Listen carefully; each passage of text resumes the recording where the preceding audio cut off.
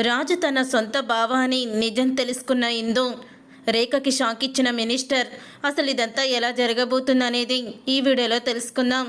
ఇక రాజు అయితే కావ్యతో అంటూ ఉంటాడు, ఎవరైనా ఉద్యోగం కోసం క్లబ్లో ఇంటర్వ్యూ అంటే వస్తారా? ఎందుకు వచ్చావు నువ్వు ఇక్కడికి? అసలు ఇది ఎలాంటి ఏరియానో నీకు తెలుసా? నేను చూస్తుంటే సాంప్రదాయం కింద ఉన్నావు.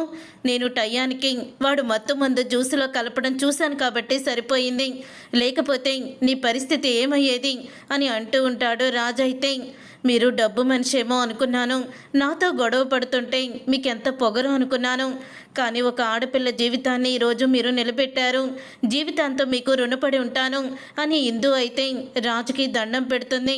అప్పుడే ఇక రాజు అయితే, చాలు చాలు, ఇలాంటి సెంటిమెంట్ డైలాగ్స్ నాకైతే నచ్చవు, పద మీ ఇంటి దగ్గర డ్రాప్ చేస్తాను అని అంటూ ఉంటాడు. రాజు అయితే అప్పుడే రాజు బైక్ మీద ఎక్కుతుంది. ఎక్కిన తర్వాత ఇంతలో ఇక స్పీడ్ బ్రేకర్ వచ్చేసరికి ఎక్కడ పడిపోతానా అని రాజు భుజం మీద చెయ్యి వేస్తుంది ఇందు. అప్పుడే ఇక అలా భుజం మీద చెయ్యి వేయంగానే ఇందుకు రాజుకి ఏదో తెలియని అనుభూతి అయితే కలుగుతుంది. అసలు నువ్వు ఇంటర్వ్యూకి రావాల్సిన అవసరం ఏంటి? ఆ కారు చూస్తుంటే ఎంతో ఖరీదైన కారులా ఉంది, నువ్వు ఆ కారు ఓనర్ కూతురువా డ్రైవర్ కూతురువా అని అడుగుతూ ఉంటాడు. రాజు అయితే, ఆ కారు మాదే అని అంటూ ఉంటుంది. కానీ కారు నా సొంతమే, కానీ అది నేను ఉపయోగించుకోకూడదు, అదంతా ఒక పెద్ద కథ. నా ఇంట్లోనే నేను పని మనిషిగా ఉంటున్నాను. ఇప్పుడు మా తాతయ్యకి ఆపరేషన్ చేయించడానికి డబ్బులు చాలా అవసరం, ఆ డబ్బుల కోసమే ఉద్యోగం చేయాలని అనుకుంటున్నాను. నేను ఇంట్లో చదువుకున్నట్టు ఎవరికీ తెలీదు, మా నానమ్మకి తాతయ్యకి మా చెల్లెలు శ్వేతకి తప్ప మిగతా వాళ్ళందరికీ నేను ఒక పని మనిషిని, కనీసం సంతకం పెట్టడానికి కూడా నాకు చదువు రాదన్నంత ఇది వాళ్ళకి, కానీ ఆన్లైన్ ద్వారా కష్టపడి చదువుకొని డిగ్రీ పూర్తి చేశాను అని అంటూ ఉంటుంది ఇందు. అయితే అప్పుడే ఇందు కథ విని అంటూ ఉంటాడు రాజు, చూడు, నాకు తెలిసిన 2-3 కంపెనీలు ఉన్నాయి, ఆ కంపెనీలో నేను అడుగుతాను, నీ ఫోన్ నెంబర్ ఇవ్వు అని అంటూ ఉంటాడు. రాజు అయితే, నీ ఇళ్ళకిలాగా క్లబ్బులకి రమ్మని వాళ్ళు కాదులే, మంచివాళ్ళే అని అంటూ ఉంటాడు. అప్పుడు ఇక రాజుకి ఫోన్ నెంబర్ అయితే ఇస్తుంది. ఫోన్ నెంబర్ ఇచ్చిన తర్వాత కొంచెం దూరంలోనే బైక్ ఆపమని అడుగుతుంది. మా ఇంట్లో వాళ్ళు చూస్తే గొడవ అయిపోతుంది, నేను వెళ్తాను, ఇక నువ్వు వెళ్ళు, నువ్వు కంపెనీలు అన్నావు కదా, నాకు ఫోన్ చేస్తావు కదూ అని అంటూ ఉంటుంది ఇందు. తప్పకుండా చేస్తాను అని రాజు అయితే చెప్పేసి వెళ్ళిపోతాడు. అలా వెళ్ళిపోయిన తర్వాత ఇందు అయితే ఇక లోపలికి వెళ్తుంది. ఇందుని చూసి అపర్ణ, ఏంటి ఇదంతా, ఇంతసేపు ఉన్నావేంటి అని అడుగుతూ ఉంటే అప్పుడే ఇక ఇందు, ఈరోజు నాకు చాలా మంచి రోజు, నేను చాలా అదృష్టవంతురాల్ని నానమ్మ అని క్లబ్లో జరిగిందంతా చెప్పి బాధపడుతుంది. సమాజం గురించి నీకు తెలీదమ్మా, అందరూ అవకాశవాదులు, స్వార్థపరులు, అసలు క్లబ్లో ఇంటర్వ్యూ అంటే నేనే నిన్ను పంపించేదాన్ని కాదు, నీకు సమాజం గురించి తెలీదు, ఇంట్లోనే బందిఖానంలా ఉన్నావు అని అంటూ ఉంటుంది అపర్ణ. అయితే అప్పుడే ఆ మాట విని, అవునానమ్మా, సమాజం అనేది ఎలా ఉంటుందో ఈరోజే తెలుసుకున్నాను అని అంటూ ఉంటుంది ఇందు. తర్వాత ఇక ఇందు స్వరాజ్ గురించి కూడా చెప్తుంది. ఆ అబ్బాయి ఎవరో కానీ నిజంగా ఈరోజు నిన్ను కాపాడాడమ్మా అని అంటూ ఉంటుంది. అప్పుడే ఇక ఆ మాట విని ఇలా అంటూ ఉంటుంది ఇందు. అయితే నిజంగానే ఆ అబ్బాయి దేవుళ్లాగే నన్ను వచ్చి కాపాడాడు, అంతేకాదు తనేదో ఇంటర్వ్యూలకు కూడా నన్ను పిలుస్తానని చెప్పాడు అని చెప్తూ ఉంటే, నువ్వేమీ జాబ్ చేయాల్సిన అవసరం లేదు అని అంటూ ఉంటుంది అపర్ణ. నాకు ఇప్పుడు అన్నీ తెలిసాయి అపర్ణాదేవి, నేనేమి చిన్నపిల్లని కాదు కదా, అతను చాలా మంచివాడు అని అంటూ ఉంటుంది ఇందు. తర్వాత ఇక రాజు అయితే తనకి తెలిసిన వాళ్ళందరికీ కూడా ఫోన్ చేస్తాడు. ఫోన్ చేసి ఇక జాబ్ అయితే అడుగుతాడు. ఇక జాబ్ అడగడంతో ఒకళ్ళైతే ఇంటర్వ్యూకి రమ్మని రాజుకైతే చెప్తారు. అప్పుడు ఇక రాజు హ్యాపీగా ఫీల్ అయ్యి వెంటనే ఇక ఇందుకైతే ఫోన్ చేస్తాడు. ఇందుకి ఫోన్ చేసి ఇలా అంటూ ఉంటాడు, రేపు నీకు ఇంటర్వ్యూ ఉంది, అడ్రస్సు పలానా చోట, నువ్వు వెళ్ళు, నాకు రేపు షూటింగ్ ఉంది, లేకపోతే నేనే వచ్చేవాడిని అని అంటూ ఉంటే, చాలా థ్యాంక్స్, నా గురించి ఎంతలా పట్టించుకుంటున్నావు అని అంటూ ఉంటుంది ఇందు. నేను చూస్తుంటే చాలా మంచిదానిలాగా, అలాగే నాకు ఏదో నువ్వు బాగా దగ్గరలాగా కనిపిస్తున్నావు, అందుకనే చేశాను, ఇదంతా అని అంటూ ఉంటాడు. అప్పుడు ఇక ఇందు అయితే సరే వెళ్తాను, వెళ్ళొచ్చాక అప్పుడు చెప్తాను ఏం జరిగిందా అని ఇందు అంటూ ఉంటుంది. తర్వాత ఇందు అయితే ఇంటర్వ్యూకి వెళ్తుంది. వెళ్ళాక ఇంటర్వ్యూలో ఇందు అయితే పాస్ అవుతుంది, జాబ్ కూడా వస్తుంది. అప్పుడే అనుకోకుండా అదే తను ఏ కంపెనీకి అయితే జాబ్కు వెళ్ళిందో అదే కంపెనీకి మినిస్టర్ అయితే వస్తాడు. ఇక మినిస్టర్ వచ్చి ఇందుని చూస్తాడు.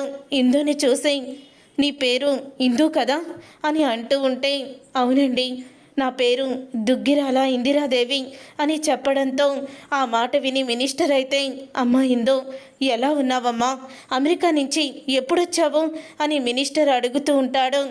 క్షమించండి, మీరెవరో నాకు గుర్తుకు రావడం లేదు అని అంటూ ఉంటే నేను మీ అమ్మా నాన్నకి స్నేహితుడమ్మా, చిన్నప్పుడు నువ్వు మా ఇంట్లోనే కొన్ని రోజులు ఉన్నావు అని అంటూ ఉంటాడు. అవునా, అయినా మేము అమెరికా వెళ్ళామని మీతో ఎవరు చెప్పారు అంకుల్ అని అంటూ ఉంటుంది ఇందు.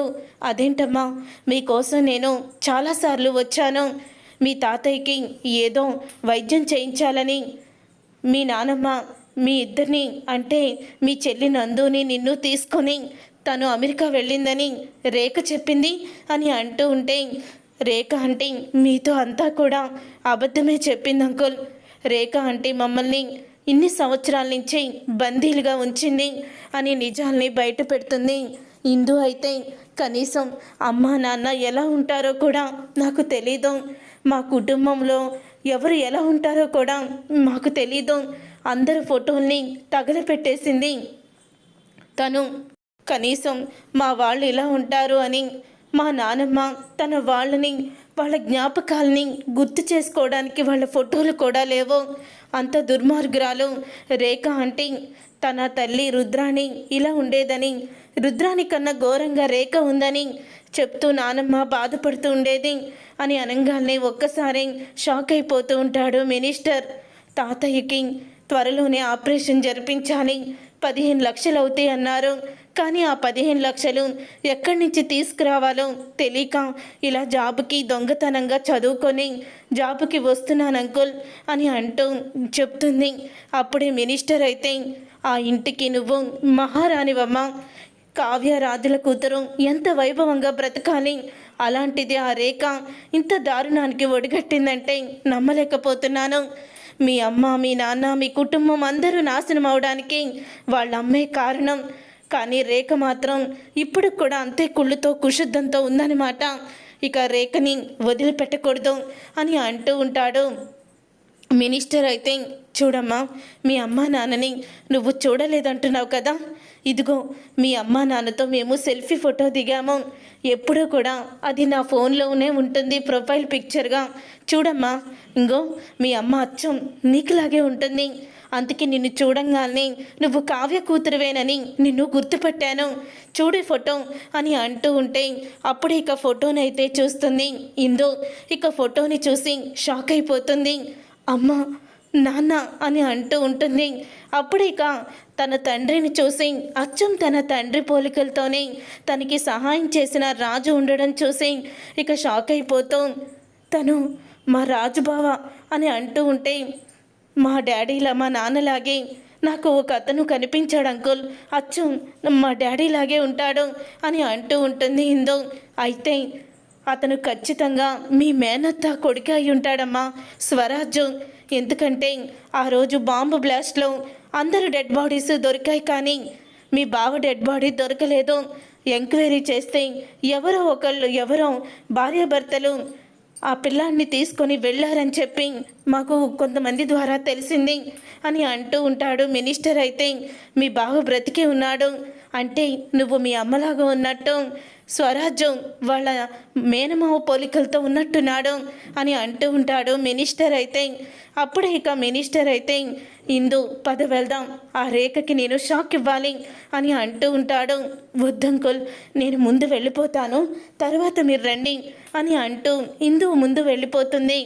తర్వాత అయితే ఇక రేఖ ఇందు చేత మొత్తం ఆస్తి రాయించుకోవాలని ప్లాన్ అయితే చేస్తుంది. అప్పుడే ఇక మినిస్టర్ అయితే ఎంట్రీ ఇస్తాడు. మినిస్టర్ని చూసి రేఖ షాక్ అయిపోతూ ఉంటుంది. అమెరికా నుంచి ఇందు వాళ్ళు వచ్చారా అని అడుగుతూ ఉంటే రాలేదు ఇంకా అని అంటూ ఉంటుంది రేఖ. అప్పుడు ఇక ఇందు అయితే మెట్లు దిగి వస్తూ ఉంటుంది. ఇందుని చూసి ఇక మినిస్టర్ అయితే అదేంటి ఇందు ఇక్కడే ఉంది కదా అని అంటూ ఉంటాడు. ఇక అపర్ణ సుభాష్ని తీసుకొని వస్తుంది. మీరు అమెరికా వెళ్ళలేదా అని అడుగుతూ ఉంటాడు అపర్ణని. అపర్ణ కూడా ఏమీ తెలియనట్టే ఇక మినిస్టర్ లాగే నటిస్తూ మేము ఏ అమెరికాను వెళ్ళలేదు మినిస్టర్ గారు అని అంటూ ఉంటుంది.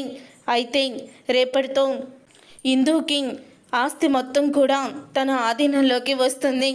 రేపే లాయర్ని తీసుకువచ్చి మొత్తం ఆస్తి అంతా కూడా తన పేరు మీదకి ట్రాన్స్ఫర్ చేస్తాను. తను సంతకం పెడితేనే ఇప్పటి వరకు కూడా ఎవరైతే తన డబ్బు వాడుకున్నారో వాళ్ళకి ఇవాళతోనే ఆఖరు. రేపటి నుంచి మొత్తం ఆధీనం ఇందు చేతిలోనే ఉంటుంది అని షాకిస్తాడు మినిస్టర్ అయితే రేఖకి. చూసారుగా ఫ్రెండ్స్, రాబోయే కథలో ఖచ్చితంగా ఇలాగే జరగబోతుంది. మరి ఇలాగే జరగాలని మీరైతే కోరుకుంటున్నారా? అయితే వీడియోని తప్పకుండా లైక్ చేసి ఛానల్ని సబ్స్క్రైబ్ చేసుకొని పక్కనే ఉన్న గంట సింబలపై ఆల్ని క్లిక్ చేయండి. అప్పుడే మేము పెట్టే ప్రతి వీడియో మీరు మిస్ కాకుండా చూసేవచ్చు.